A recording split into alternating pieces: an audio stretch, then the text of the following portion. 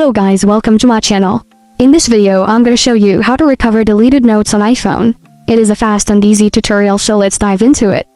On an iPhone, deleted notes are notes you've taken out of the Notes app but haven't erased completely.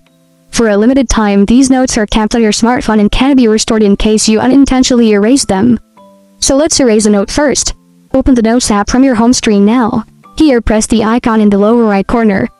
Let's write a note now, so feel free to enter anything. Next, tap the upper right corner. Return to the Notes app's home page now. The notes we recently created are visible here. Tap and hold the note to remove it, then press erase. Let's now locate this erased note. The option folders are located in the upper left area of the home page. Press it. This section contains notes, recently deleted items, and more.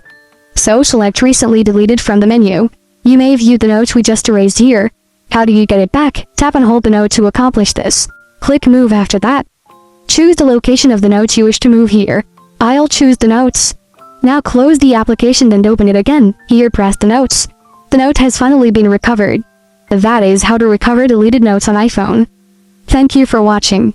If this video was helpful, please leave a like and subscribe to my channel for more videos like this.